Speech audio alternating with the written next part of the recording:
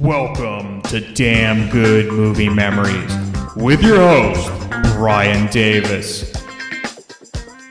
This podcast is the cure for your long commute and super boring workday. Hey, it's Brian Davis, and for this week's episode, we're going to get in our favorite cult classic movies.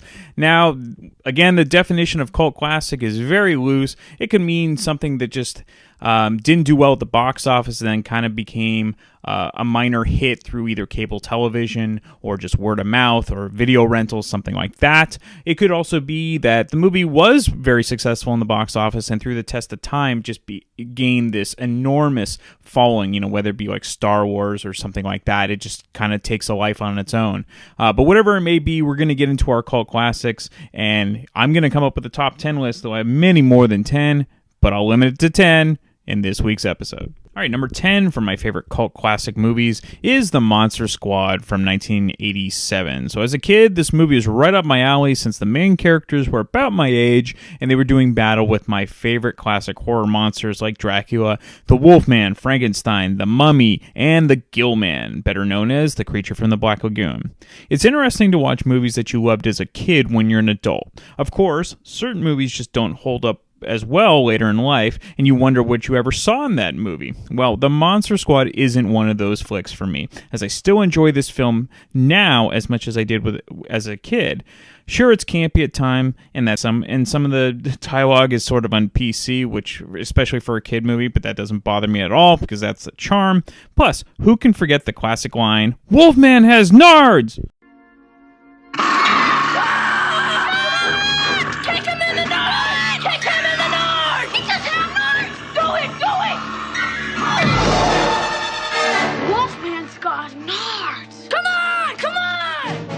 Okay, number 9 is Batman from 1966. So as a kid, there were two classic TV shows that I constantly scoured the TV listings for reruns for. Remember, this is very pre-cable. There was basically like 6 stations, kids. I know, what a nightmare. One of those shows was the 1950s Superman program starring George Reeves, and the other was the classic Batman program from 1966. For years, Batman fans waited in agony while Fox and Warner Brothers clashed for the ownership rights over the show. Finally, in 2014, the entire series was released on DVD, and of course, I spent my entire Christmas vacation watching all 126 episodes. However, for the movie, this version was the only version available for many years on DVD. It's campy fun and pretty much the same as the TV program. Adam West and Burt Ward play Batman and Robin. Lee Merriweather replaces Julie Newmar as Catwoman. Cesar Romero plays the Joker. Burgess Meredith plays the Penguin. And Frank Gorshin plays the Riddler. I suppose the best part of the movie is that you get all of the villains together, which never really happened on a single TV episode. Also, the fact that Batman happened to have shark repellent for bat spray handy to ward off shark attacks is simply amazing. All right, number 8 for my favorite cult movies is Teen Wolf from 1985. So Teen Wolf was actually filmed before Back to the Future, but was held back since Back to the Future was supposed to be the movie that really broke Michael J. Fox. It was the right move, but soon after the success of Back to the Future, the studios wanted to keep the momentum going and finally released Teen Wolf. Now, I've really liked this movie as a kid for a few reasons. One, Michael J. Fox was my favorite actor, and I love monster movies, and I love basketball. My dad made a point of ruining the illusion by saying how horrible Michael J. Fox was at basketball, and how the kids on the team never went to their left when dribbling or shooting. Thanks again, Dad. Anyway, Michael J. Fox kind of disavows this movie, but I still find it campy fun. And they even made a more modern-day TV show on MTV about Teen Wolf. So, to me, it stands the test of time. But really, some of the funniest lines came from the basketball coach, Coach Finstock. Here you go. Hey, Scotty. Come on in. Great game out there today. You want a thigh or a wing or something? No, it's not necessary, Coach. Listen, you know how you always said that if any of us guys have any problems, even personal ones, that we should come and see you? Hey, that's what I'm here for. Great, because, I got a problem. Oh, yeah? What kind of problem? As you can see, I'm a very busy man here.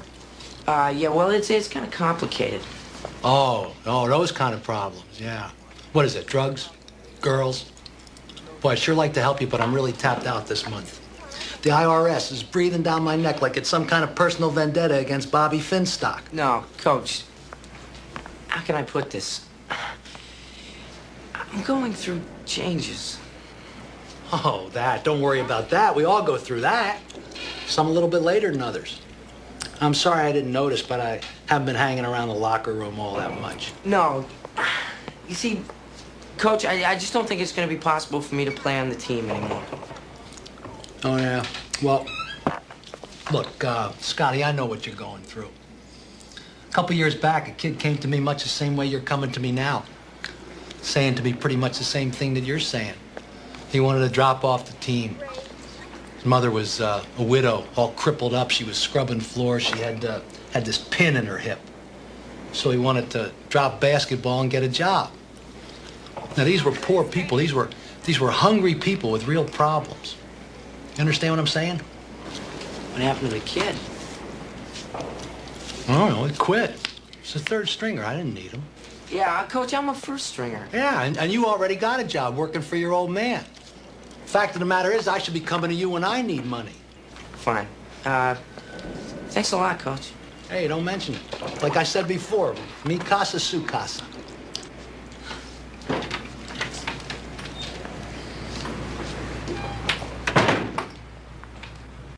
Good as being in the championship if none of us get to play.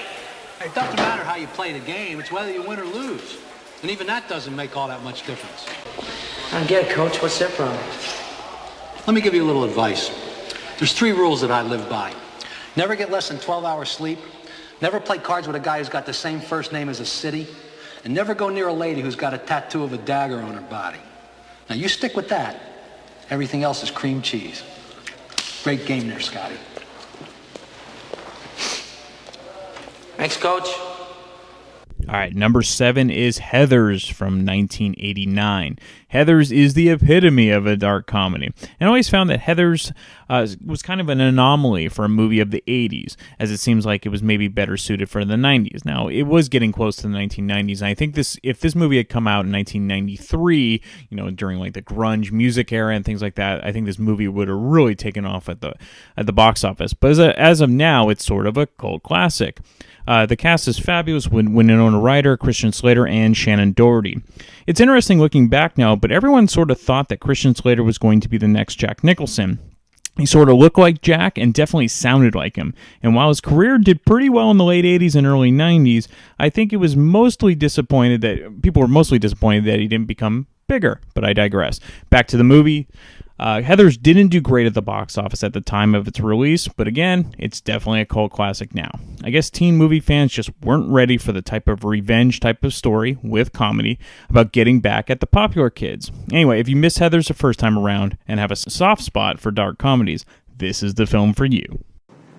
I got you into a Remington party. What's my thanks? It's on the hallway carpet. I got paid in puke. Lick it up, baby. Lick it up. All right, number 6 is Rad from 1986. Rad is probably my favorite movie from my childhood that not many people have heard of, therefore it's kind of a cult classic. So again, I remember, because I think I talked about this in my favorite underdog movies, but I remember my mom renting this on VHS in the late 1980s saying I'd probably like it. And guess what? She was right. Like most kids at the time, we rode our bikes everywhere. And if you were lucky enough, you had a BMX bike. I, of course, did not, but I still enjoyed my, quote, sporty Schwinn. Anyway, Rad was supposed to cash in on the BMX craze of the mid-1980s. If you don't know the plot, Crew Jones, played by Bill Allen, is trying to get into this BMX bike race called Hell Track, but of course his mom, played by Talia Shire, doesn't want him to mess with bike racing, instead wants him to take his SATs so that he can go to college. Well, that's just ridiculous, and that would make an incredibly boring 80s movie. So his mom eventually acquiesces, and he goes out for the bike race of the century. Anyway, if you can find this anywhere, it might be on YouTube. It was never officially released on DVD. There are bootlegs floating around, so if you do get a chance to watch it, it is campy 80s fun. All right, number 5 for my favorite cult classic movies is Office Space from 1999. You know, what's interesting is everyone I've talked to, especially that works in the tech industry, has seen this movie, but it didn't do well at the box office. To me, that's the epitome of a cult classic. This, through word of mouth, really became one of the most quotable movies ever. I mean, just the line that, God, I forget his name, Peter, he says, I'd say in a given week, I probably only do about 15 minutes of real, actual work. We will quote that every now and then. As someone who works in the tech industry and spent most of his work life in a cubicle, there really isn't a funnier work movie than Office Space. I first saw this movie when I was in college, and while I found it funny, I didn't fully appreciate the brilliance of the movie and Mike Judge until I started working full-time for an internet company. There's so many classic things that every person that works in tech can relate to. 1, TPS reports or something along those lines. Somebody like the Bobs or some sort of consulting firm that is looking to restructure the company. That's just a straight shooter with upper management written all over him. Or somebody like Bill Lumbergh. Yeah. Anyway, any movie with a character named Michael Bolton, that no-talent ass clown, is a winner in my book. Why should I change? He's the one that sucks. I'd say in a given week, I probably only do about 15 minutes of real, actual work. All right, number 4 for my favorite cult classic movies is Harold and Maude from 1971. Harold and Maude is the epitome of a cult classic and dark comedy, a lot like Heathers. Movies often try to imitate the dark humor tone of this film, but almost always come up short, making Harold and Maude a definite classic. Ruth Gordon absolutely owns the role of Maude, and I really can't imagine another person being better in the role. Bud Cort does an admirable job, and if you ever see him, he's forever known as Harold. In addition, the soundtrack is almost as popular as the film, with Cat Stevens performing all of the music. If you haven't seen Harold and Maude and looking for something quirky and wonderful, be sure to check it out. Number 3 is Abbott and Costello Meet Frankenstein from 1948. Now, this was really the movie that got me into the classic monsters, because it was tame enough and funny enough to kind of ease me into horror, but it was also scary in a way. So not as scary as the originals, but still really good and could keep a kid that was probably 7 or 8 years old, interested and into monster movies. And, most Abbott and Costello movies are pretty forgettable. They kind of made them very quickly. But this one stands the test of time and just kind of has a following of its own and really holds up with the regular classic monster movies. And so, again, I would make my mom rent this over and over again. The really cool thing I thought was seeing Lon Chaney Jr. transform into the Wolfman. And then you also get Bela Lugosi returning for his second and final appearance as Dracula. The other great thing about this Abbott and Costello movie is it isn't bogged down by a musical number and the goddamn Andrews sisters. Hey, I'm sure the Boogie Woogie Bugle Boy was the Billie Jean of its era, but for me, it's an excuse to grab the remote and push fast forward before I start yelling at the screen for killing the flow of the movie. Number 2 is This Is Spinal Tap from 1984. I'm pretty sure I picked this for the most quotable movies, and it really is. But anybody that's into hard rock and heavy metal, this is your holy grail. Making this kind of a cult film, because if you're not into hard rock and heavy metal, a lot of times people kind of don't really get how funny it is, because let's face it, hard rock and heavy metal, as much as I love it, is sometimes like self-parody, and a lot of bands saw this that were in the genre and weren't laughing because it was basically a knock on them. But looking back on it, it is absolutely hilarious, and even those bands can turn around and laugh. I think every major band has probably had a, quote, Spinal Tap moment, and again, it's one of the best satirical movies ever made. Let's talk about your reviews a little bit regarding Intravenous de Milo. This tasteless cover is a good indication of the lack of musical invention within. The musical growth rate of this band cannot even be charted. They are treading water in a sea of retarded sexuality and bad poetry. Well, that's nitpicking, isn't it?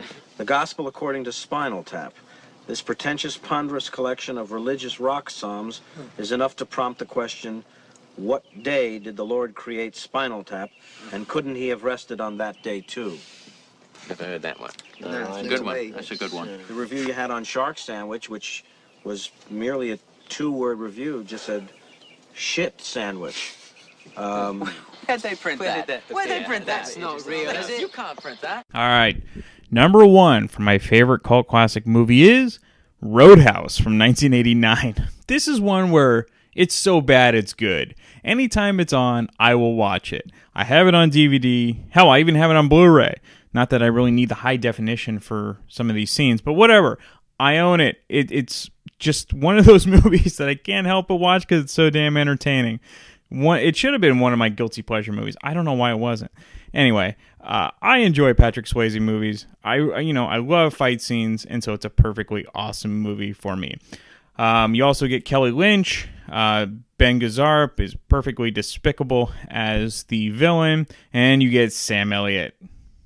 All right, here we go. So let's get everyone else's picks for favorite cult classic movies, and if you have any that we missed, well, maybe it's possible that I have some at the end that I just left out, so I'll let you know at the end of the show.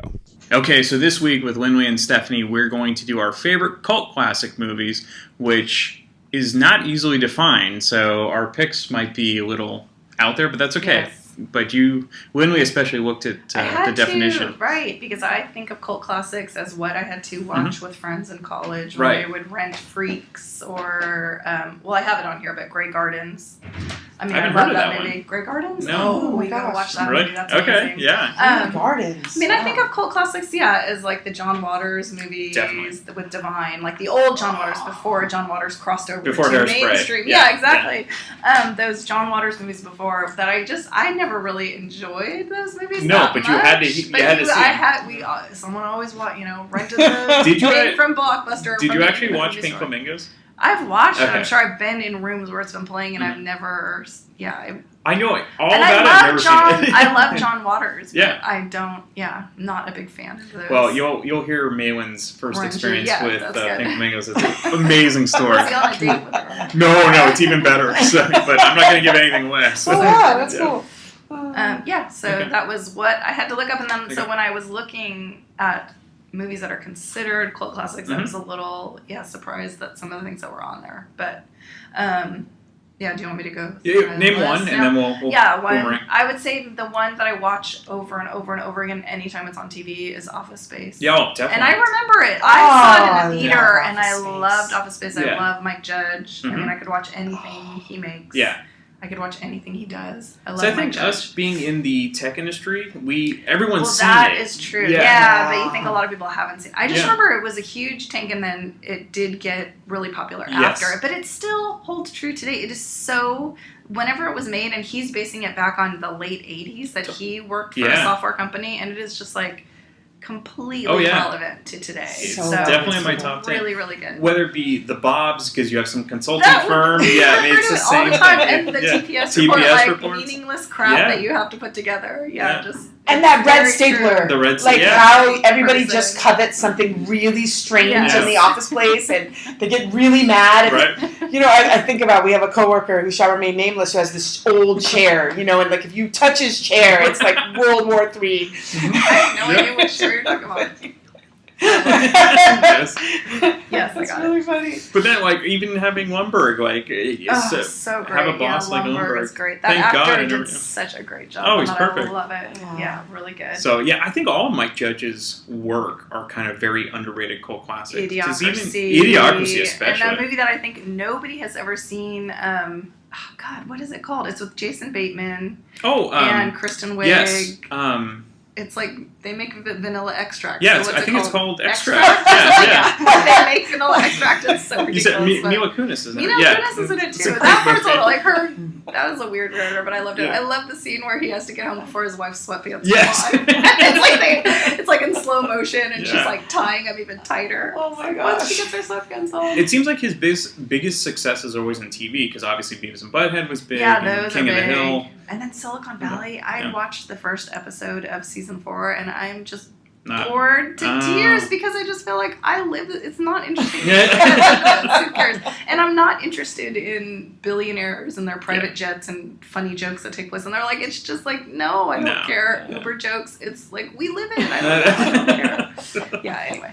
Okay, so Yeah, so again, this cult classic thing, I'm not going to be as articulate as I want to be because I'm not really sure what a cult classic is. But like for me, the Breakin', Breakin' 2, Electric Boogaloo. That is a cult classic. I loved those two movies. Absolutely. But I love them, like not because I chose to love them, but I think I've told this story before, but we had a video store and it had a very small selection. Yeah.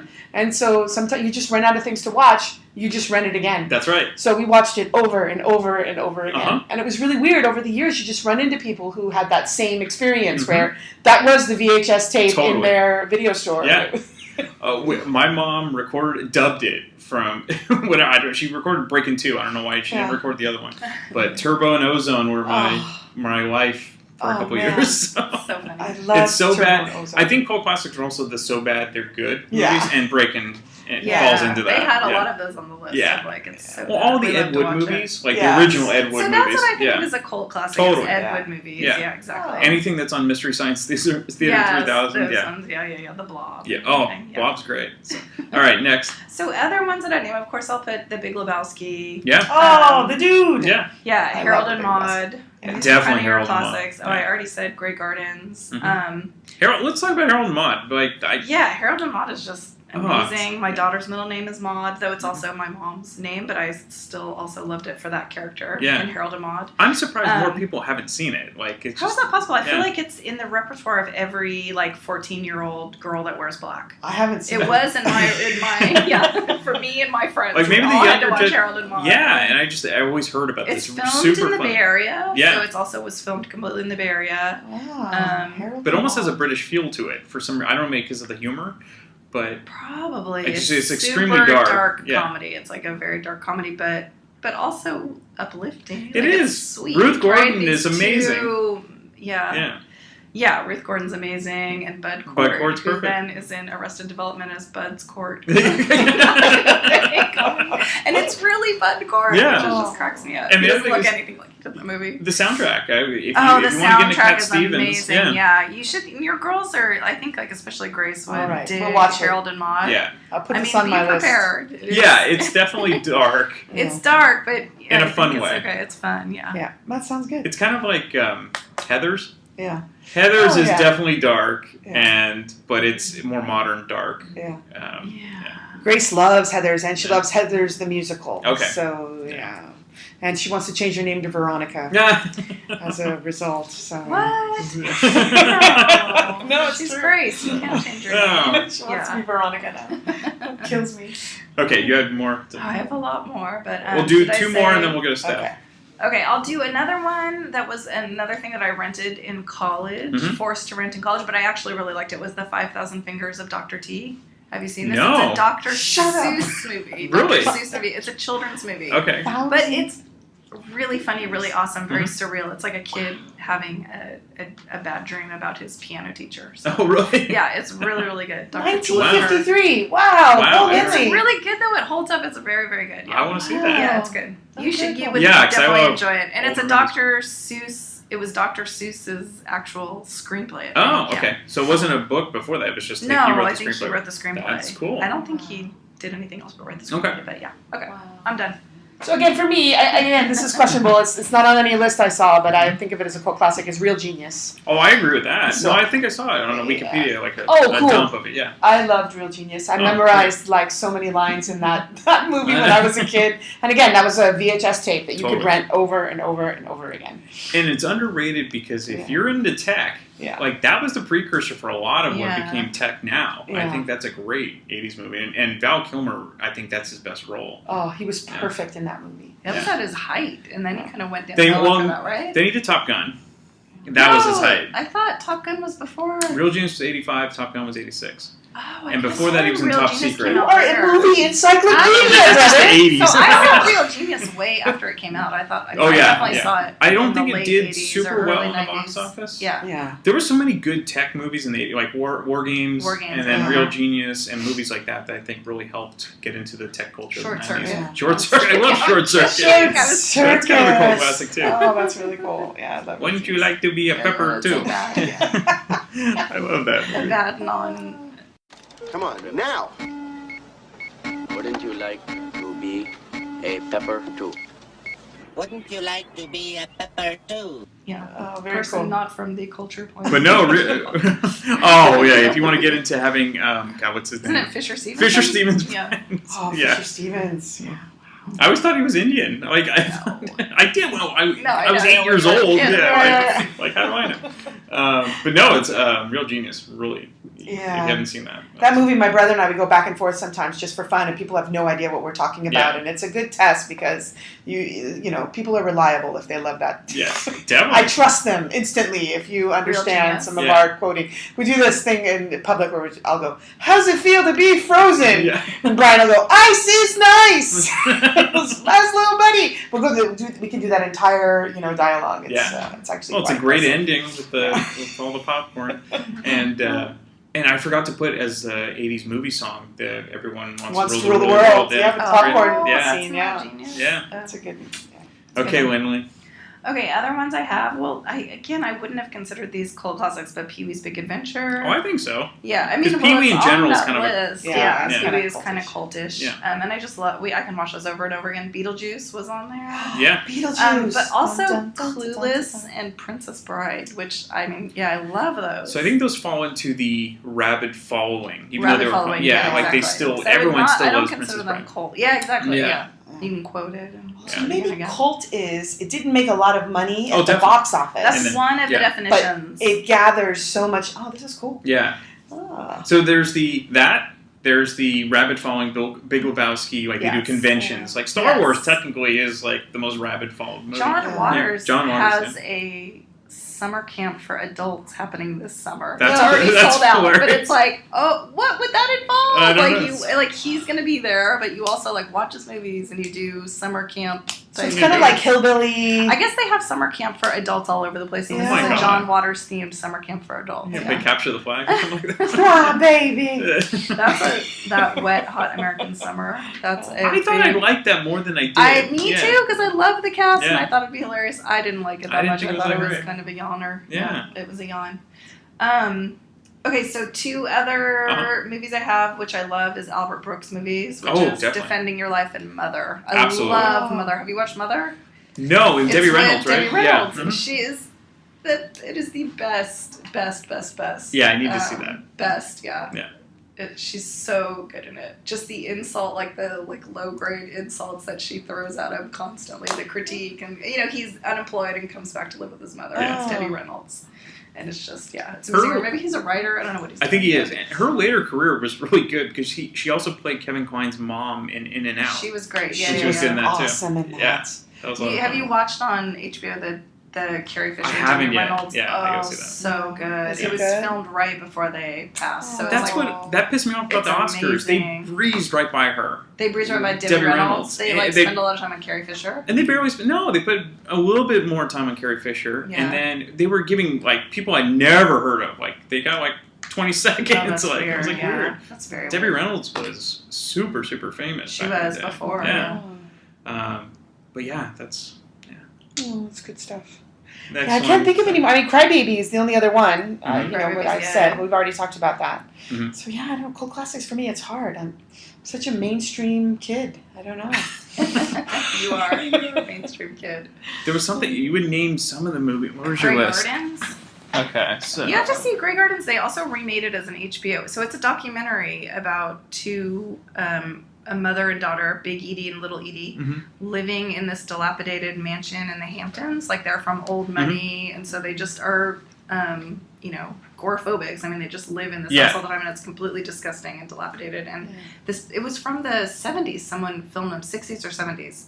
And it's this amazing documentary of these two women. And then they remade it with Drew Barrymore and Jessica Lange or someone like that starred as the mother, Drew Barrymore. So they remade it into a film based on this documentary that was made. Oh, okay. So I'm talking about the original Grey Gardens Yeah. of the documentary, which is really good. It holds up. Tim Burton movies. I think Oh like yeah, Edward Scissorhands Edward Scissorhands. That is on that list. and Nightmare yeah. Before Christmas has Nightmare a Before- rabid following. Yeah, Yeah. it definitely does. I love Nightmare Before Oh, Christmas yeah. now, but I did not like it When it You know first what came I'm out. first came out, fascinated yeah. about Nightmare Before Christmas is how much Disneyland Yeah. has been overtaken by Yes, it. the And mansion, Halloween would not be Halloween at Disneyland now without it. Yeah. It's But also, so they critical. keep it up through Christmas. They Mhm. keep it up. It's also part of the Yeah. remake at the Christmas Yeah. of the Haunted Mansion at Right. Christmas time, right? It's just as important for my kids to see Bone Daddy as it is to see Winnie the Pooh Yeah. or any of the other characters. I know. Bone Daddy. It's really, really You cool. mean Jack Skellington?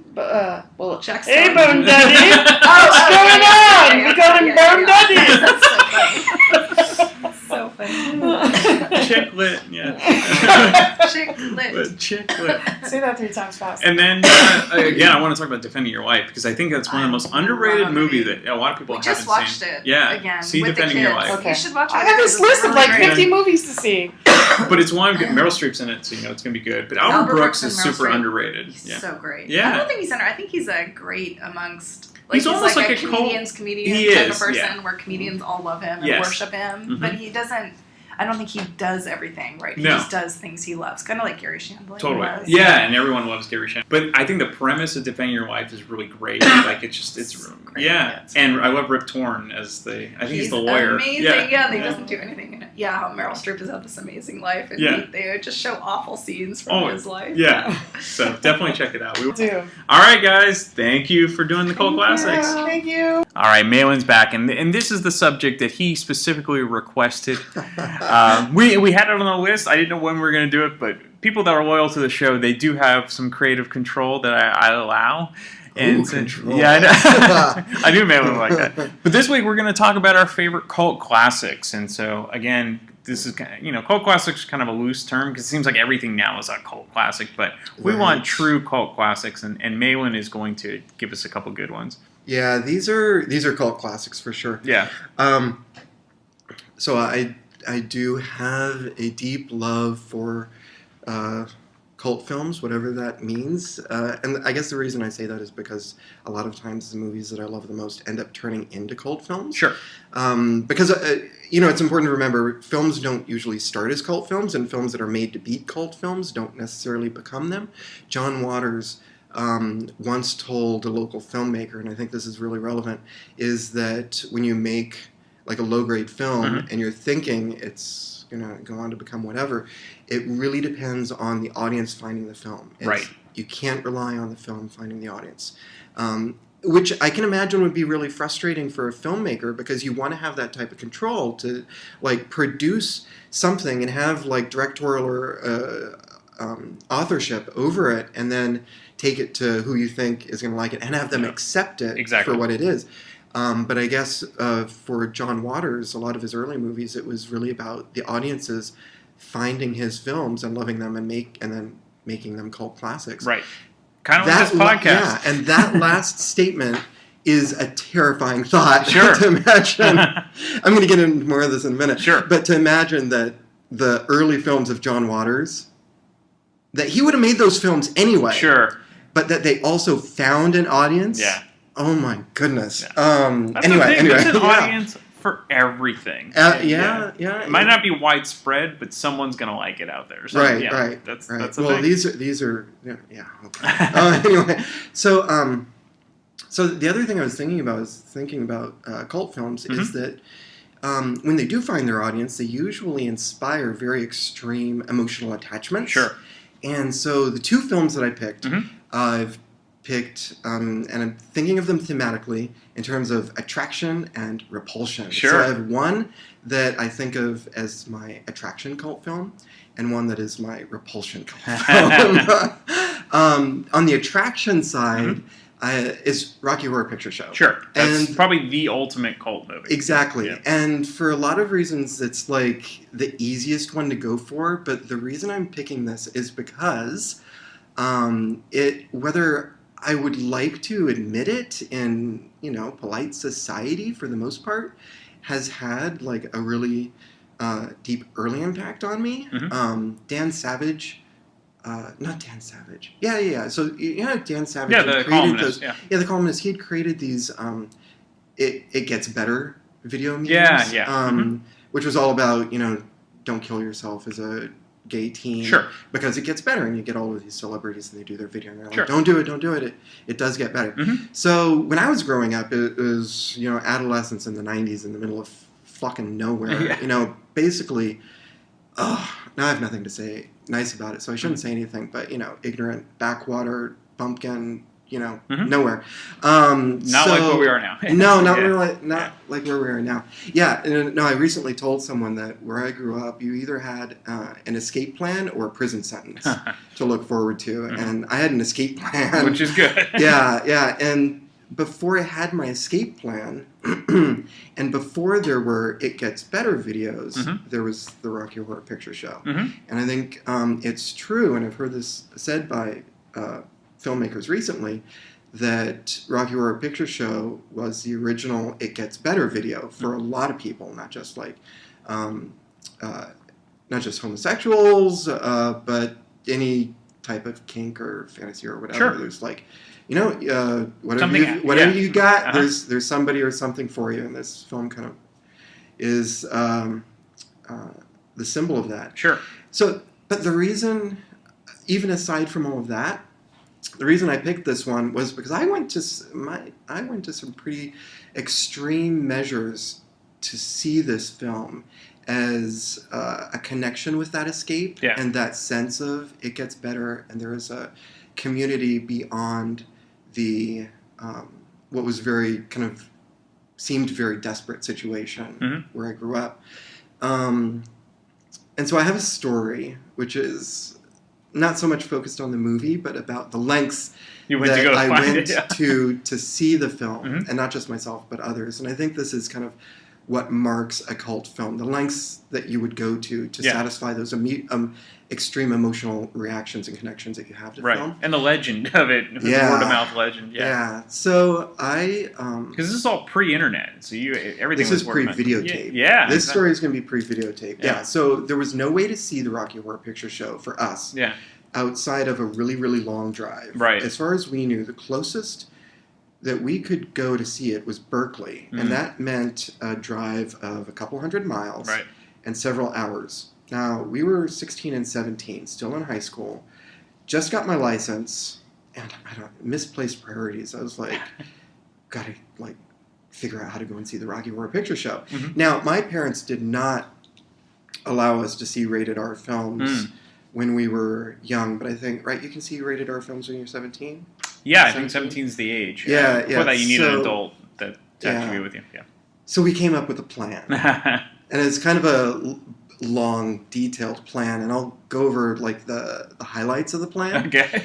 But the highlights were this. How many people were going? We did it a couple of times in a couple of different ways. The first time, where we were the most extreme about it, it was just 4 of us. Okay. In high school, I was a student assistant in the office. And we had to figure out how to get to Berkeley over the weekend without our parents knowing where we were going and without getting docked at school. Right. So the convenient thing about being a student assistant in the office was that I had access to all the documentation. Nice. So we developed this huge plan.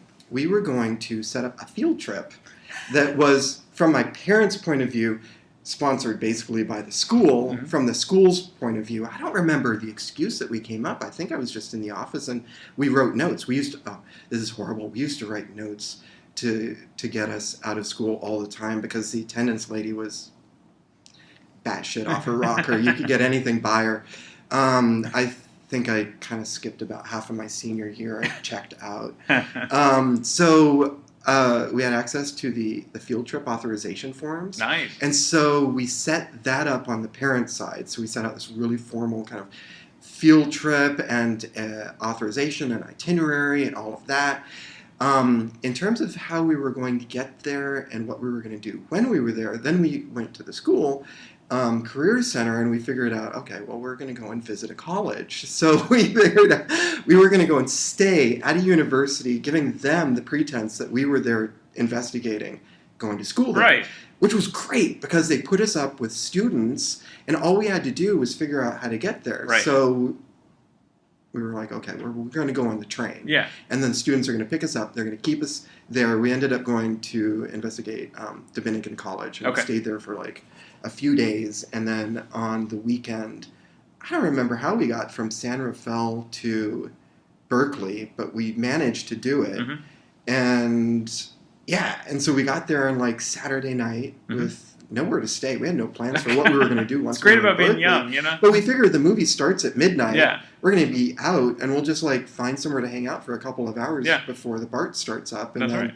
we'll BART to the train station and go home. Yeah. And that's pretty much exactly how it happened. That's awesome.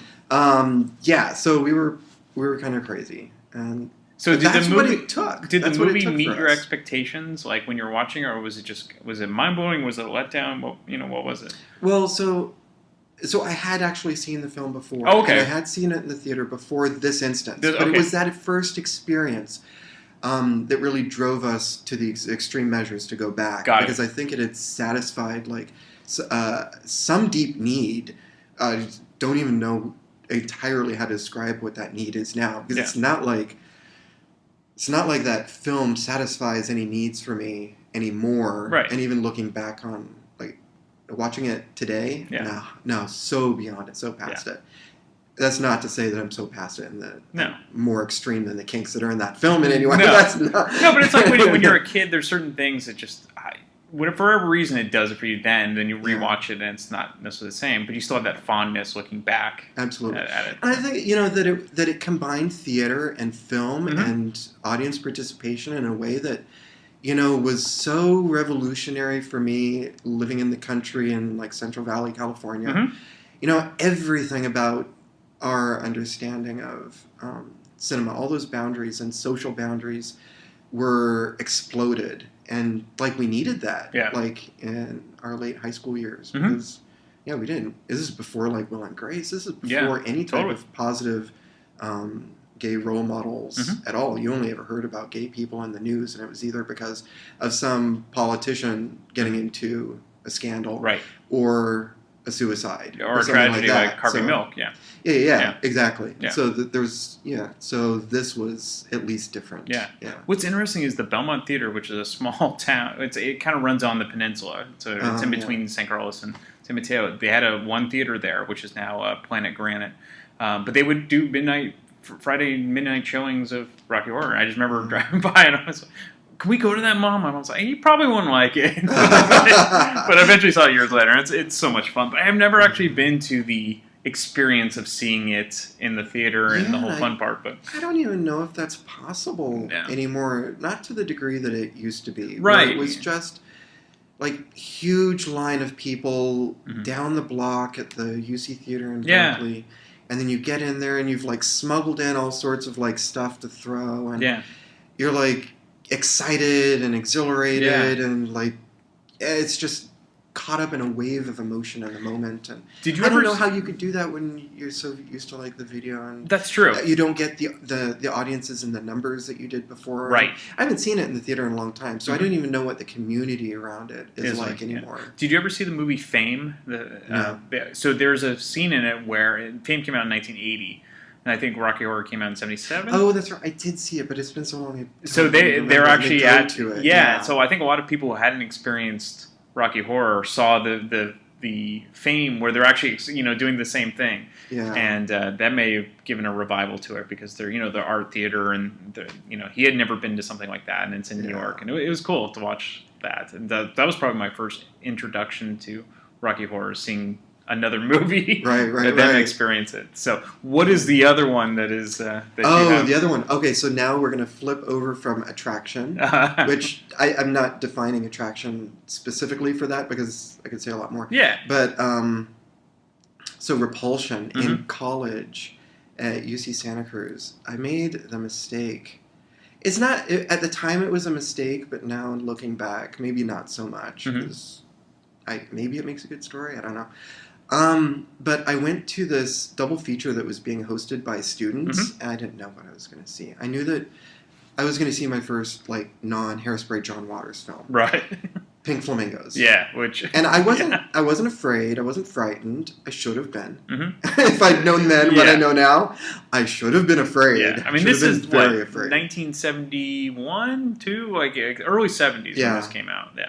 And I saw it. This was in '99. Okay. I saw it 98 or '99, And by now, by that time, the hype had been probably built up. I mean, this is one of the maybe yeah and I thought how bad could it be? Pink Flamingos is just about like some clean cut yards and whatever. I knew nothing about it. But it was a double feature, and the film that came before it was called 10 Little Maidens. And it's not exactly a mainstream. I don't know. It was an adult film. Okay. A totally adult film. And 10 Little Maidens was based on Agatha Christie's 10 Little Indians. Right, yeah. And so it's a porn film that starts off... Oh, God, it was awful. It was so awful, and it was so disgusting and traumatic for me. I don't even remember why I stayed through it. Or I think I might have left and come back. I don't know. It was horrible. Yeah. But it starts out with this like really... I just remember it starts off with a horrible... what do you call it? Not a love scene. Sex scene? Sex scene. Okay, Thank you. Yeah, I don't know if that's even the right terms for this. Okay. But a sex scene between a couple, and then they get this invitation to go to this island, and then they go to this island, or I think it was an island, or some party or whatever, and then people are having sex, but they're also getting killed off one by one. Ah, okay. And I don't remember like how all these people were getting killed off. I mean, looking back, that was probably a cool idea at the time. Right. But, oh my God, it was disgusting. There was this one scene where I think like a guy basically fucks a turkey and then they eat it at the dinner. Oh God. Oh God. So kind of gagging even thinking about it. That's the thing. Adult films back then. I mean, I'm talking about like 70s, like Deep Throat and Debbie Does Dallas. There was some sort of plot, like even though it's a loose plot, there would be a plot in between all the sex going on. But that's But Pink Flamingos, if people don't know, it's supposed to be who can be the filthiest basically person in the world, and Divine is the main star in this movie. So. Yeah, absolutely. So my the fluffer for Pink Flamingos is this horrible porn film. Where I think it ends with a guy fucking a turkey and then eating it at dinner, and I don't know how many of them die or if anybody lives. I was just totally grossed out and checked out. Right. And then Pink Flamingo starts, and there's so much about that film that's just was so horrifying to me. I came from this like background where I didn't even have like a gay positive role model, and this film certainly wasn't going to give me that. No. But oh my God, and I'm a germaphobe, and let's see. I remember thinking the first time. Did you last the whole movie too? No. Really? No. So you didn't even see the very end? No. I mean, that's the kicker. No, and I didn't know. I hadn't even heard about the end. Oh God! And I did not make it to the end. I made it until I was I was brought to the point where if I didn't leave, I probably would have vomited. I was getting to the point where I was starting to. Yeah, I was going to throw up. And I made it to the chicken rape scene. Yeah. Chicken rape / murder scene. Yeah. I walked out during that. I was, just even now thinking about that and what I was just describing in adult films. So did you ever go very uncomfortable right now. Did you ever go back and actually watch Pink Flamingos? I have seen Pink Flamingos all the way through now. I've now seen all of John Waters' films all the way through. But it's I don't know what it is, but like I later developed a harder shell for films, like even in terms of violence, in terms of gross out aspects. I guess during like beginning in my adolescence and through college years, I could watch more extreme things. Yeah. And now I'm kind of going. I think I'm coming full circle and veering away from the gross out stuff. Like I don't get anything out of extreme gross out comedy like Borat.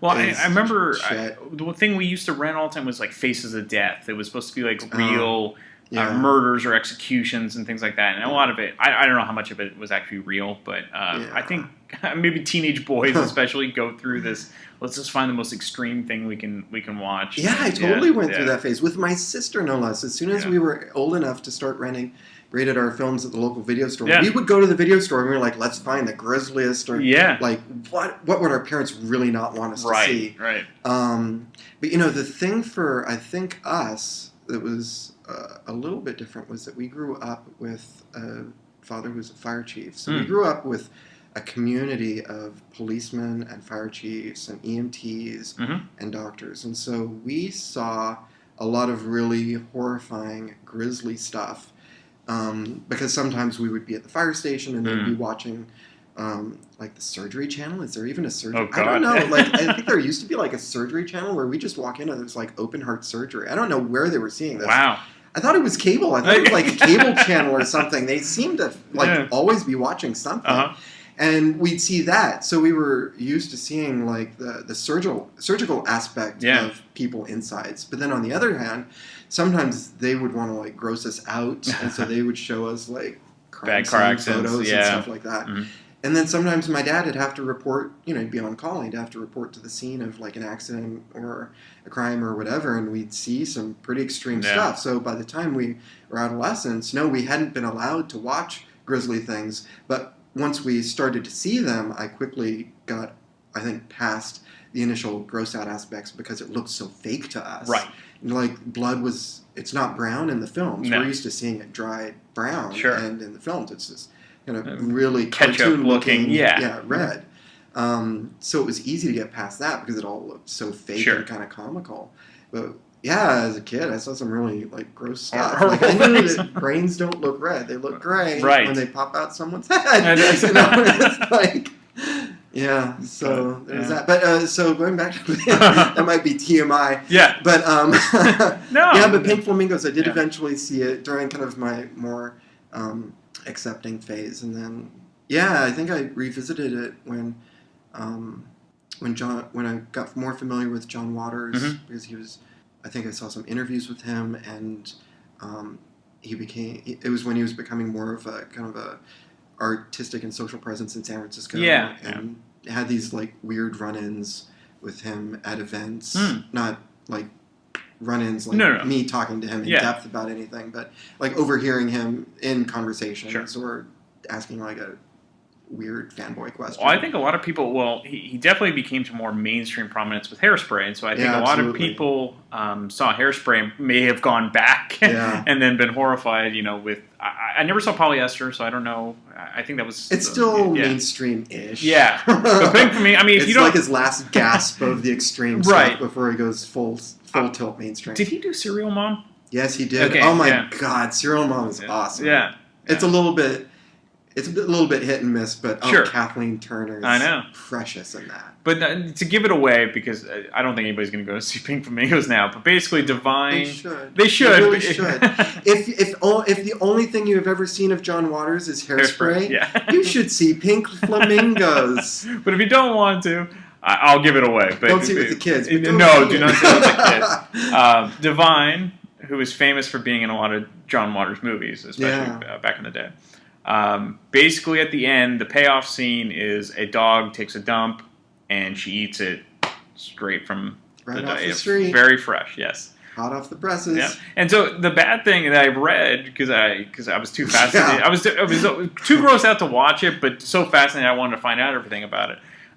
Fans would send her dog crap in the mail, thinking this was something she wanted to do all that, but it's not. Right. It's like it was one scene. It was probably 5 minutes of her life, and forever be known for that on film. But you gotta watch out as a celebrity what you put on do film. or what you present as like your geek trick. That's right. You can get typecast. Yeah. You can get I don't know, poop cast. Yeah, it's like whether you would call that. But poor Divine. Yeah, I know. But forever, that's the legend. Yeah. But those are excellent. Those are probably two of the most not mainstream, but best known cult films, I think. Yeah, I could name a whole bunch, but those have those deserve their own place in cinema history. I think. Yeah. Cool. For better or for worse. Thank you so much, Malin. All right, Brian P is back. Welcome back. Hey, how's it going? Good. So we're going to do cult classics this week, and this could be all over the map because Danielle I interviewed earlier, and she was we were going back and forth about what's a cult classic, and I pretty much agree with all of her picks. So I'm curious to hear what you have. Well, I mean, that's the question. Is I think some of the films that I like that are considered cult films. I mean, to me, they're not cult films because it's just the kind of movie I like. Okay, that's fair. I mean, I think stuff like the Pulp Fiction is considered cult, and to me, it's kind of, I don't know, it's mainstream because it's like a lot of what I like or my friends like, and that kind of stuff. So to me, I don't really know what cult is unless someone tells me, oh yeah, it's a cult film, like Donnie Darko. Yeah, and that probably is a cult because no one went to see that movie, but it had a lot of following, and once it went onto video, and I really like that movie. Sure, I think the main, like Rocky Horror Picture Show, I think is the ultimate cult film because it really didn't do well in the beginning, but then it became this whole midnight I would probably movie. consider that's probably the ultimate cult film. Yeah, even though it's not like my favorite film. I've seen it once, and I haven't gone to a midnight show. Sure, should do that sometime in my life. Just for the heck of it, but I mean, I can see why that is, and.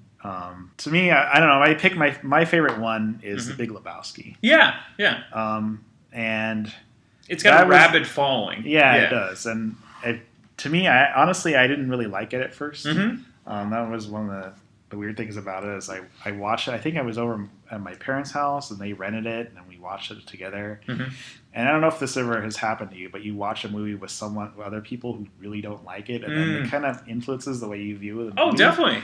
And I don't know if I liked it or not, but I think at the time, like, just kind of the sense of my parents sighing at it, like not really getting what was going on. And honestly, I didn't really get it either the first time I saw it. And I was like, I don't know. And then, like, I don't know, someone probably mentioned that the movie was good. And I'm like, I don't know, I may have to watch that again. Give it another shot. Because I didn't really see that the first time around. And then I watched it again. I'm like, oh my God, this is hilarious. And then it kept being like where I'd watch it another time, and then I'd find more about it, more that I would uncover.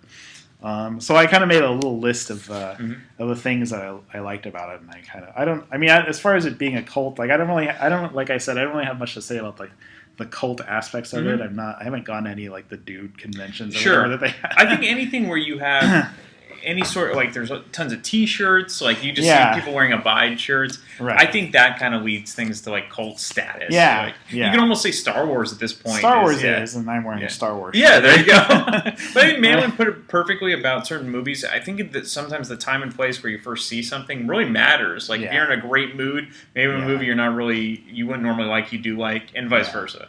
Yeah, and actually, it was nice. Actually, I got to go see The Big Lebowski on the big screen eventually. But so it was cool to see it that way because I had only seen it on DVD or something at first. So the things about Big Lebowski that I like is one, it's a parody of film noir, and especially of the movie The Big Sleep, because it has this really big, complicated, almost nonsensical plot. I think the Coen brothers even have said that it's a nonsense plot. Yeah, it doesn't really matter. So, and going back to The Big Sleep, people that enjoy that still don't even know everything. Yeah, I've seen that movie, and I confess to not being able to follow a lot of that movie. It's a good it's likable, it's good, but it's, and of course, Bacall and Bogart. Exactly. All right, the other things, kind of the dynamic between Walter and the dude as they're kind of this old married couple. Yeah, yes, totally. And Walter's just eternally stuck in the past. He's hung up on his ex-wife. Although it seems like he's in denial of it, he compensates by just saying, "Well, no, I'm very religious. I'm Shomer Shabbos." Yeah, exactly. You and all those other people. Anyway, the overall theme of just everything is kind of lazy in the movie. I mean, the dialogue itself is kind of lazy because you'll see lines sort of repeated throughout the film where like the dude will hear something on TV and then he'll use that and something he says later like this aggression will not stand, man. And it's something that George H.W. Bush had said on a newsreel that he was watching earlier. It's very methodical. I did a little bit of reading and I found out the Coen brothers actually referenced previous movies in it. The guy who's tailing the dude the whole movie, he was in Miller's Crossing, and he said he had like some of his lines from Miller's Crossing he repeated in The Big Lebowski. So it was kind of like this, I don't know, intentionally lazy movie. Yeah. And the dude is like the laziest person of all time. Totally. It's like he's introduced that way. That's his character, He's like one of the laziest in Los Angeles County, which automatically makes him one of the laziest in the whole world. It's funny, Miller's Crossing, because that's actually, I think, almost a cult classic. Cause it's such Yeah, a good film. a lot of the Coen brothers really are. I mean, I think, yep. I think if they didn't have like a lot of critical acclaim, or they like Fargo won Oscars and that would have been the Country for Old ultimate. Men, but those are, I mean, they're almost like structured to be cult classics in a way. Absolutely. Yeah, they're not mainstream at all. Very character driven and not a lot of action in some cases. Barton Fink is another great one. Very odd, but it's John Turturro. It's watchable. That's and I almost think you have like cult actors too, like John Turturro and Steve Buscemi, and it's kind of cool when basically the mainstream comes to them. They didn't go to it. And Steve Buscemi was great in Big Lebowski. Oh yeah, he was just kind of this sleepy idiot. Yeah, also he's very likable and sympathetic, and you just kind of feel bad for his tragic fate. Sure. The way Walter treats him, and it's like, you're out of your element, Donnie. You're out of your element. Well, and Turturro's great too. Yeah, Turturro is awesome as Jesus. Don't F with the Jesus. Right. And that's another thing is all the F bombs. I had once seen someone post on Facebook that someone did a supercut of all the F bombs in the movie, and it's like 200 and something. Oh yeah. So it's one of the most like swear heavy movies, and that's another thing going back to like the laziness of it, because it's just like, well, why write dialogue? Yeah. You could just like swear your way through everything. I wonder if like did you find out there was like a lot of ad-libbing in that, or the character? Like, I don't know. I'd have to go back and read about that. I'm not sure. I think the dude himself was based on a guy that the Coen brothers know, whose name is Jeff Dowd or something like that. Okay. So he's like the real dude. And he was like a social activist, and then kind of was like this dude in Hollywood that didn't really do a lot. Okay. Interesting. So he's kind of he's loosely based on a guy that they know, and Walter's based on, I think, John Milius, who's a director, right? Okay. Or a screenwriter or something like that, or both. Mm-hmm. I don't know. So I guess they based those characters on people that they kind of knew and embellished, of course. I think Jeff Bridges was perfect, because Jeff Bridges is kind of out there, you know? Yeah, he is. Yeah. And he's like perfect as this like kind of former activist hippie type. Exactly. Kind of basically does nothing. His wardrobe for the movie is just like it's a robe.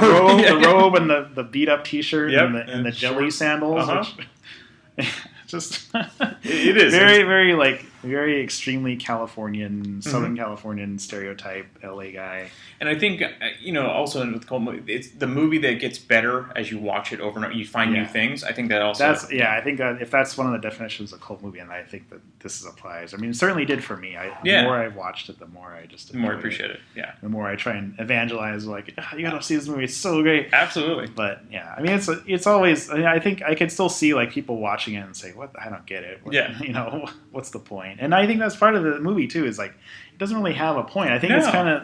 I was thinking about it a little more carefully than I usually do, because I know I was going to talk about it. And I was thinking it's kind of about laziness versus like you have the dude and some of the people he's with are lazy, and then you have the actual Big Lebowski, and he's all about achievement and like his little about Lebowski urban achievers and all this. So you have the dude pitted against like the achiever, pitted against like there's a group of nihilists. So you have like these kind of different worldviews, and then the movie is kind of about nothing, and it's kind of like how everyone reacts to like the dumb or brutal things that happen in life.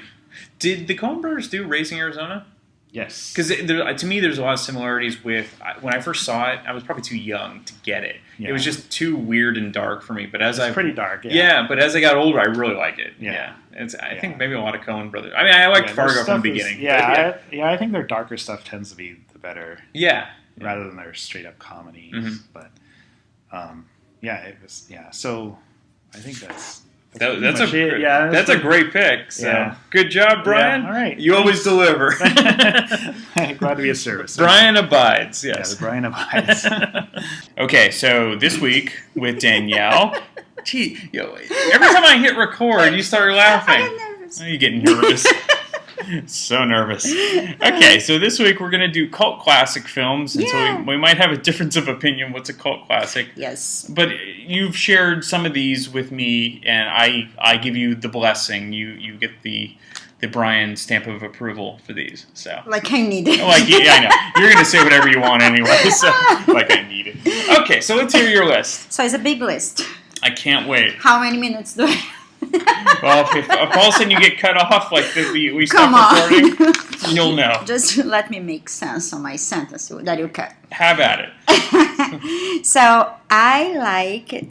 I don't know how to say most, but you're gonna have to figure out. Okay. You, not them. And then I'll translate to the listening audience. Thank you very much. You're welcome. So I like The Blob.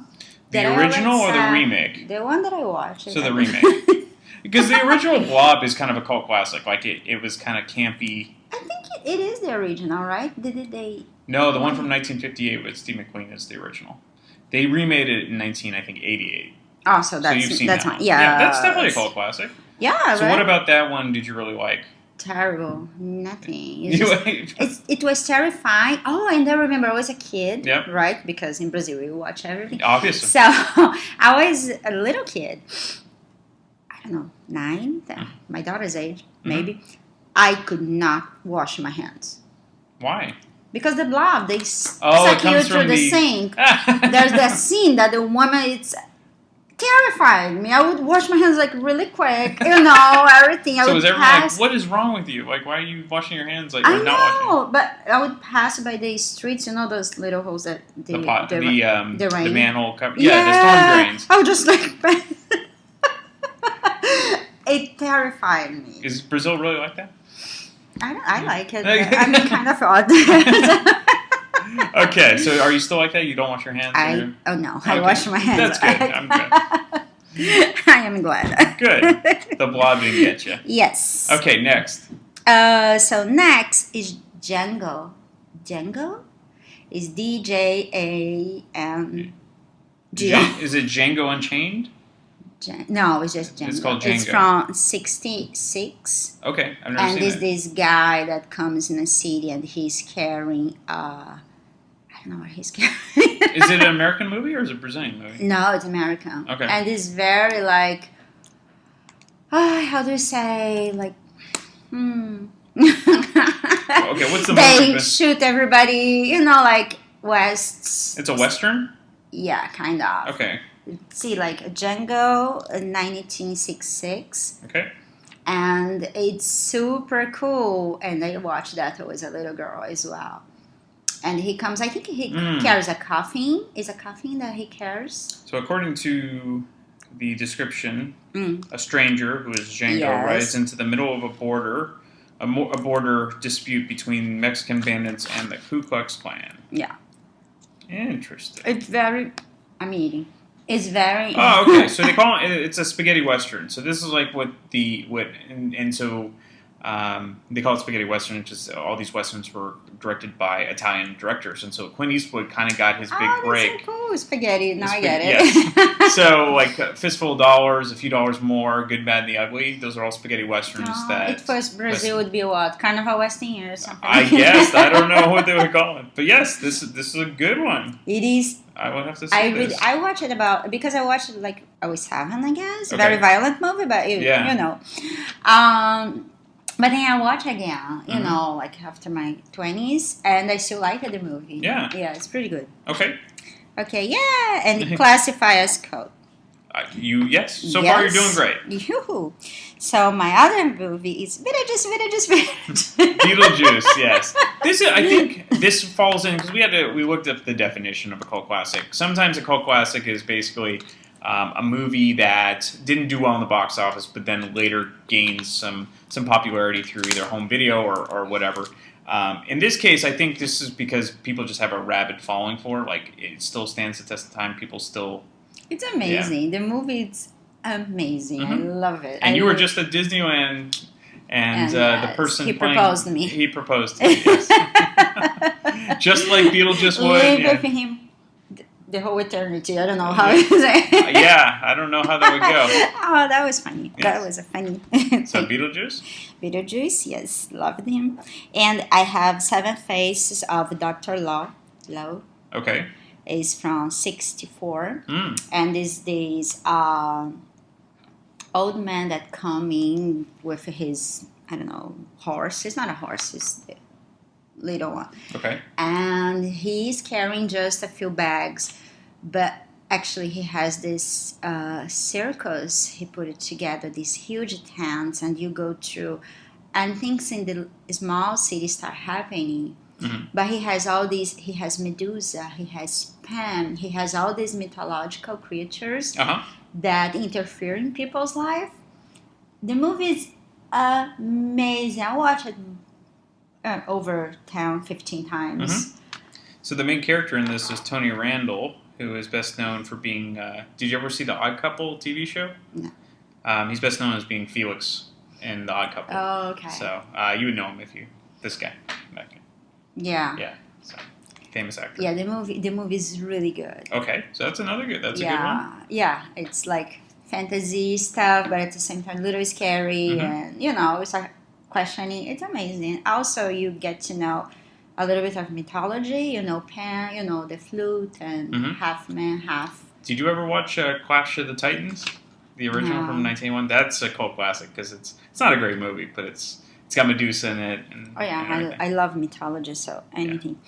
Yeah. So I said the big list. So here we go. So I have, of course, Monty Python. Yes, Monty Python. Oh, we have Life of Brian. There we go, Brian. I know. I tried to watch. I can't get into it. Why not?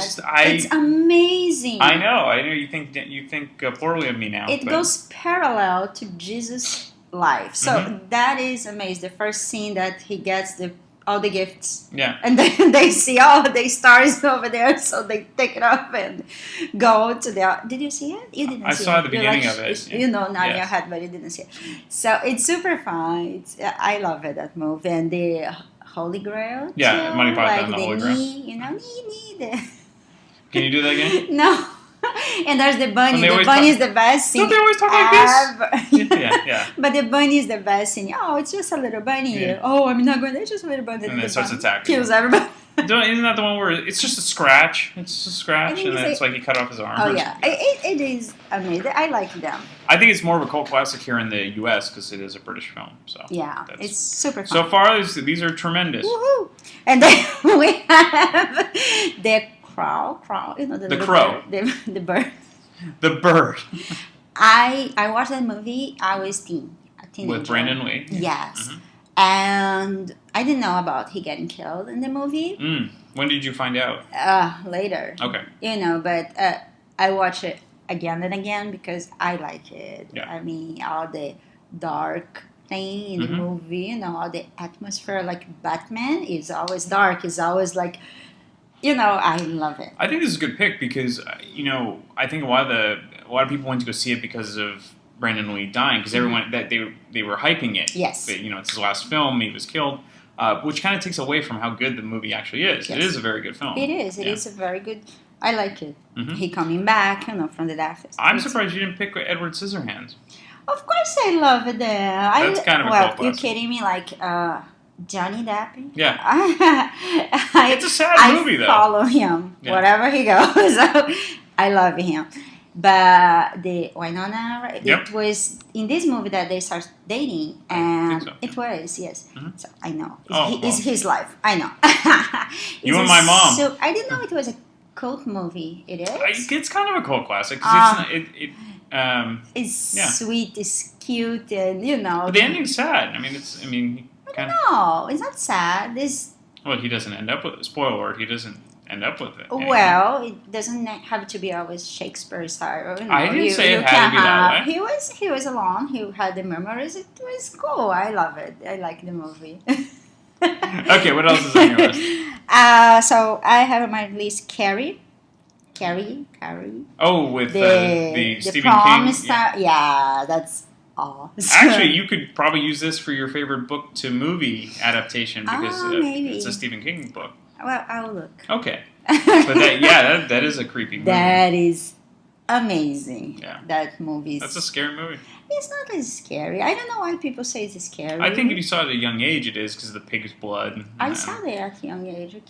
Well, you've seen a lot of things that okay, so that's a whole other episode. Me, it's just like wash my hands in the sink. The rest I'm oh boy. I'm fine. And then I have, not you. He's the best, number one, the perfect, love it, The gods must be crazy. That is a great one. I haven't seen that in years. I think I saw it when it first came out on video, and I just remember the Coke bottle falling from the sky. Amazing. They all, they are together, and you see how they live and everything, and the beliefs, and how can something affect, a group, the life of that group, because they start fighting after the Coke. Right. So everything changes. So it's not only about the Coke and the fun, it's about it affects them. Yeah. It's just a bottle of Coke. And this one came out of nowhere. Like, I don't know who directed it. I don't really know much about the film, but it basically was like a surprise hit. It was. Yeah. And it was like the budget was super small. Mm-hmm. And he died, the main actor died right after. I saw the sequels, but it's not as good. Sure. So like the Crow. First one. Yeah, in general, sequels are not as good. But this one was like the first one. It's amazing. I love it. Well, you did a good job researching. Yeah. These are all cult classics. See? And I had nothing to worry about. Danielle, good job. Yeah. Okay, we're back with Samantha, and we're going to do cult classics this week. And so this one was a little bit of a struggle, but I think she's got a good list now. I think so. I don't know why this was so hard. Well, maybe it's a definition. Like, it's tough to think of what's truly a cult classic. But I'm curious to hear what you have. Yeah, because I think I tend to watch movies that I missed when they originally came out, and like older stuff, so I don't really know it was like the time, and that's okay. No judgments here. Yeah, we'll go with whatever you pick. I'm trying to think what do people talk about on the internet? Yeah. That's always dangerous. So I went with a trio of kind of teen movies. Okay. There's an 80s one, a 90s one, and a 2000s one. All right, that's good. So I think the first one that came to mind when I was working on this list was Heathers. Definitely. So I think that's just so quotable still. And I remember people saying those quotes and not knowing where they came from. Yeah. And then finally I watched the movie and I was like, oh, that's what okay. It's the epitome of a dark comedy. Yeah. And I've watched it a couple times recently again. I think it was on Netflix for a while. Yeah. So, yeah, and I'm always been a huge Winona Ryder fan. So, I liked her character in that movie, but I always hated I never liked Christian Slater's character. I thought he was just gross and annoying, but that's actually who he's supposed to be. Yeah, so yeah. And it's just so I remember when I watched it the first time, I was like, I didn't think it would actually go this far. Yeah. Don't want to spoil anything. No. But just the whole girls crew is so funny and pre 90210 for Shannon Doherty. Yeah. She was. I really liked her in this movie. Yeah. And it's so funny because when I was in high school or whatever, it was when Mean Girls came out, and you can definitely see the parallels there. But I don't think Mean Girls it's not a cult classic in any way. It's just it was way too popular. Yeah. But yeah, loved Heathers. Great pick. Good dark humor. Yeah, definitely. If you don't really want to pick me up movie but still want to laugh, Heathers is a good choice. I don't mind people just dying. That's right. Here and there. Most of them deserved it, so it's not that bad. And then another one that I thought of, kind of because I was thinking about Heathers, and then I thought about The Craft. Oh yeah, yep. So they weren't really witches, but almost a precursor to Charmed. Yeah, kind of. I think because the one girl, she is kind of has powers. Yeah. The girl who she comes into town, befriends these three kind of outsiders who like to pretend they're witches and all of that, and then that's another movie where it went way farther than I expected it to. At the end, they all just went crazy. So Robin Tunney, Neve Campbell. Is it Fausia Balk? Is she the witch, or is it Rachel? I don't want to butcher her name, but she's the one with the dark hair, the really goth one. Yeah, she always kind of looks goes goth. Nuts. Yeah. She was also in The Waterboy with Adam Sandler. Yeah. Now that's a true cult classic. Oh, not even cult. That's just phenomenal. Bobby Boucher. That should have been your sports movie. That would have been good. But no, I was glad we did Bend It Like Beckham. Bend It Like Beckham. Yeah, oh my God, how could we forget about that? Yeah, Kraft is awesome. Yeah. I love their clothes in that, if you know me. Mhm. So, that's a great one. And then another one I thought of when I was thinking of like kind of girls and like outsiders. And I also rewatched this recently. It was Ghost World. Oh yeah. So from 2001, early Scarlett Johansson. And what was the other girl's name?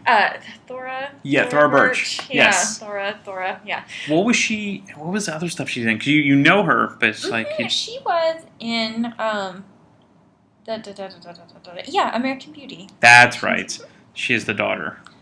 Yeah, and so she did this a couple years later. There's another kind of cult classic. She was in American Hocus Beauty. Pocus. Oh yeah, Hocus Pocus. When she was little. But Ghost World's great. It's another dark comedy. Steve Buscemi. And they're just like, I think like Thora Birch, her character is just really irritating. Yeah. And but you kind of feel sympathetic. It's always funny watching movies like this because it's as you said, Scarlett Johansson before she became like a megastar. So it's kind of neat to watch her. Yeah, it's cool to watch her in kind of an indie movie, a little quirky. And there's like not much of a plot. They're just kind of annoying people around them. Yeah. And I don't remember how it ends. It's bugging me.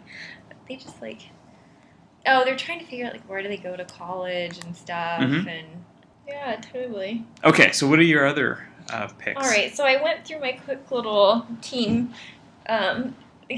girl situation, and then so I had to try and come up with my obscure foreign movies. Of course, but I'm like, if they're obscure foreign movies, they're probably not cult classics. But the one movie I have mentioned on here in the past, Breathless, the Godard movie, that is it is very popular still among a certain circle of people. Sure. It's just really lasted, I think, in terms of influencing directors, and it's just a great, weird movie about a guy who's running from the police and the girl he's in love with, and there's just lots of nothing happening. Yeah. There's like a 20-minute scene of them just talking. Oh my God. Sitting on a bed. Yeah. With no, like, I don't think it was just a long shot with like some jump cuts in there, but yeah, great movie. Yeah. And then a new something I haven't mentioned before. So how new is this? Oh, this isn't a new movie. Oh, okay. This is an older one. New to this podcast. Yeah, so this is from the director Wong Kar-wai. No. He's Taiwanese, Okay. I believe. But he kind of made this like trio of really kind of art house movies, and the one that it is pretty critically acclaimed, but it's called In the Mood for Love. Okay. And I always see it like referenced online and stuff. Maybe I'm just like on Tumblr. But there's a huge fan base still. It might be one of the saddest romantic movies I've ever seen. Really? Just because nothing happens. So it's like you have like The English Patient, which is like, that's dramatic, sad. But this is just a movie about these two married people who live in the same building. Okay. And their spouses are always gone. So they just kind of talk, and they meet up at nighttime just to walk around and like go get dinner and things together. But they never really like start a relationship or anything. They don't cheat on their spouses. Right. It's just this sense of companionship. Nothing happens. Yeah. They're so lonely. Yeah. And it's just, I think it's based in the 50s or 60s. Okay. Or is it based in Hong Kong? I don't know. I could be. Yeah, it's in Hong Kong. Okay. I think. So how did you discover this movie? The internet. It just popped up one day. And the director, I had seen one of his other movies before. Okay. Oh God. I should have looked this up ahead of time. But yeah, this movie, In the Mood for Love, it's just really phenomenal. And I think it was at some festivals when it came out. In 2000. Okay. So it's not too old, but yeah, phenomenal, really sad. And then there is kind of like a misunderstanding at the end, and you're kind of just like, why? So is it so sad that you will never watch it again, or is it one that you could actually watch over and over? I would probably watch it again. Okay. Because stylistically, it's really pretty. Right. And the acting it's really, really, really subtle. So there's not much dialogue, just kind of, it's emotional. Yes. And so, yeah, I think I'm gonna call it a cult classic. Okay. Because I don't think there is a bunch of people who kind of like this style of movie or Right. aware. Like he himself has a huge following of fans. Okay. But I don't think it's known a lot. That's okay. The other movie I've seen from him, it's called Fallen Angels. Okay. And it's more of like an action film. He also made Chungking Express. Oh yeah, I have heard of that. Yes. More famous one. But yeah. Those are good picks. I think that's all. All right, well, run off to your Netflix and add these films. If you haven't, the teen ones you've probably seen, but check out the foreign ones too. Yeah. All right, we can't wait till we do foreign films. It's going to be all an episode of you and Josephine. Oh no. But thanks, Samantha. Okay, we're back with Josephine at her favorite place that I can't pronounce. So go ahead. I'm scared to pronounce it. Yeah. I'm sorry for anyone who speaks French. I think it's Voyageur du Temps. Sounds Who perfect to cares? me. Who knows? It works for me. Yeah. So we're at our favorite cult hangout. So we're going to do our favorite cult classic movies. So what is your list this week? Okay, so my list, I don't know a lot of the cult classics. I just know some of these are movies where when I ask people, have you seen this? They're like, never heard of it, don't know it. You're weird. But they're popular to you. Yes. Okay.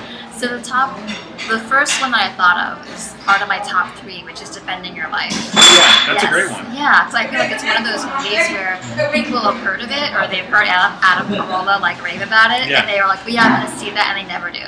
But everyone go see it. It's like it's very dated. It is very dated, but it seems like kind of like another romantic comedy. But it's not. I think it's quite like touching and deep. And sincere, I think it's a really good one. Actually, I would have picked something like that. That is one of my favorite romance movies too. Because it's not traditional, and obviously the premise is really unique. That you have to go and defend your life. And Albert Brooks is super funny and underrated. I think he's one of the most underrated filmmakers. Yeah. And you're with one of the greatest actresses in Meryl Streep, so that always is good. Yeah. And Rip Torn's really funny too. Everyone is really great. Oh yeah.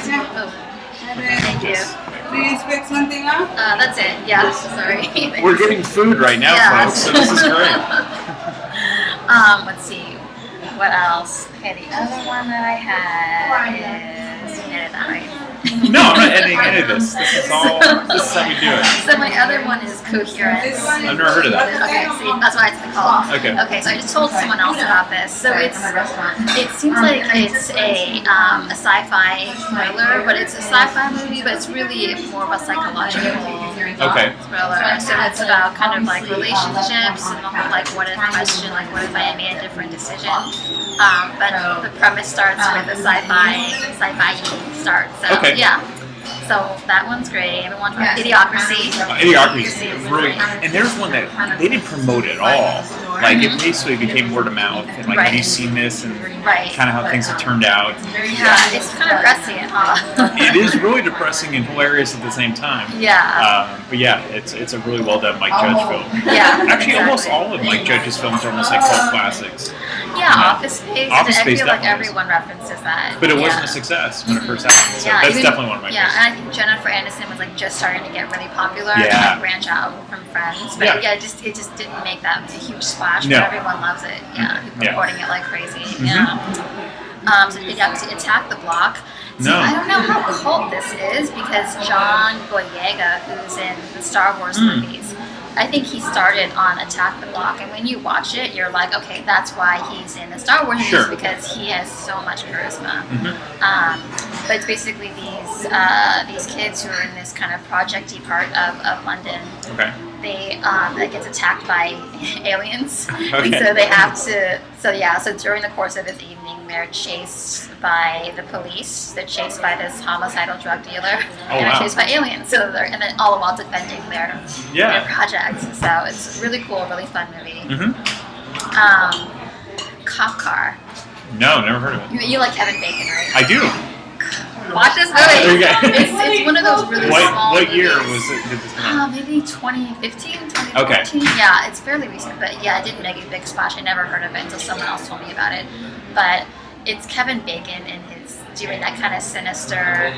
He seems kind of sinister, slippery guy, and yeah, it's one of those really small movies where it just takes place in like an afternoon. Oh. With two precocious kids getting in trouble. So is he a cop or was it? Yeah, he's a cop, and he's got a car. And he's got a car. Yeah. Did you ever see the 1986 movie Quicksilver? No. So he plays a bike messenger. It actually takes place in San Francisco, and he originally was this Wall Street bigwig, lost all of his money, and then basically decided to become a bike messenger and gets involved with all these shady people and everything. Yeah, it's really not a good movie, but it's kind of a cult classic on its own. And it was right after Footloose, so. I gotta watch this then. You gotta see that stuff. I really like Kevin Bacon and Kira Sedgwick. Okay, Both of them. yeah. I like them. I think they're two people that they can. And they're married, so yeah. And they're married, Yeah. and they're both like they can be leading actors Or supporting, or supporting. They can do both, and I like how they can do comedy, drama, everything. Absolutely. Yeah. Yep. Yeah. So that was Cop Car. Then Tucker and Dale versus Evil. You've told me that, yeah. Love this movie. Really? I love the comedy. I like Alan Tudyk a lot. Yeah. Yeah. Although when I recommended it to my girlfriend, she was saying she hated those college kids so much she couldn't wait for them to die. So she was like rooting for them. Sure. Yeah, but it's hilarious. The other one is Cube, and Cube also ties in is the same movie that like it scared me like the most ever. Okay. And I think it's a cult classic because only a few people have heard of it. Yeah, I think you mentioned it before. Yeah, it's basically I think like 5 or 6 people get stuck in this room that's just a cube, and all they know is that it's a cube within a larger cube, and then they have to get out of it. But like the other rooms are booby trapped, and they don't really know why they're there. Yeah. Why they're it's horrible. But horrible movie. Don't watch it. CUBE, check it out. Yeah. CUBE, yes. And then the other one is I don't know what is Bottle Rocket. That's a good one. Yeah, the pre-Rushmore, Yeah. Wes Anderson. Yeah, I really like that. Well, Wes Anderson's movies are cult classics. Yeah. Like Royal Tenenbaums and yeah, Rushmore, definitely. Rushmore. Yeah. See, I think Rushmore's my favorite. Rushmore and Bottle Rocket are my favorite. And then, honestly, Royal Tenenbaums, after I saw that, I was like, I wanted to like it because everyone that I know likes it. I feel like my demographic likes it, but it felt kind of contrived quirky rather than like organic quirky. That's just me. Did he do the Steve Azuzu movie, The Life Aquatic? Yes. Is that him too? Yeah, because it's all got that same kind of vibe. Same kind of I saw that in in Oregon, Portland, Oregon, at a place where they serve alcohol while you watch movies, and I just it was kind of a mess because we were referring drunk, and I had a buddy that just kept going whoop the whole movie. So yes, yeah. I got invited actually to see Colossal. Oh yeah. At the Alamo Draft House, that also served alcohol. Oh yeah. So I was thinking about that. I was like, maybe not, but no. David Gelber goes there every week for I guess they do Horror Tuesdays or Terror Tuesdays. Terror Tuesdays. Really? Yeah. So I do want to see Colossal. It sounds really cool. That's awesome. Those are great. That's my list. Great job as always. I'm going to let you eat now. So, thanks, Josephine. All right, thanks to everyone who was on the podcast this week, giving us their cult classics. Now, I have a few more that didn't make my top 10, but I thought they were worth mentioning. One is Best in Show, which is a great Christopher Guest movie about, it's kind of a mockumentary about those dog shows that everyone watches, and it kind of makes fun of everything. Of course, there's all the Cheech and Chong movies, but I think Up in Smoke is probably the best of the cult classics. Break-In and Break-In 2 Electric Boogaloo. That is now the punchline for every bad sequel, but they're basically cult classics. If you want to see campy 80s fun, basically capitalizing on the breakdancing craze, check these out. Howard the Duck. There's the so bad it's good type of movie. Whatever Happened to Baby Jane? Well, this is one where now, thanks to the miniseries on FX called Feud with Bette Davis and Joan Crawford, it's given some more awareness to this camp classic. Legend of Billie Jean, I've talked about it before. It's a great 80s movie. Didn't do well in the box office, but was on HBO pretty much every week, and I think kind of had a cult following because of it. And lastly, Valley Girl. Clueless kind of lives on as the quintessential 90s movie, but Valley Girl really is the quintessential 80s movie that just kind of gets forgotten. All right, until next week, this is Brian signing off. If you enjoy this podcast and are an iTunes user, please do the show a favor and head on over to the official iTunes page for Damn Good Movie Memories. Be sure to leave a rating and a review. This will allow the show to appear higher in the algorithm and spread the joy of this podcast to the masses. If you are not an iTunes user, you can still listen and subscribe on Podbean at damngoodmoviememories.podbean.com. Be sure to like us on Facebook under our Damn Good Movie Memories page. You can also listen to a limited number of episodes on YouTube. I hope you enjoyed this week's episode, and be sure to tune in next week for an all-new episode of Damn Good Movie Memories.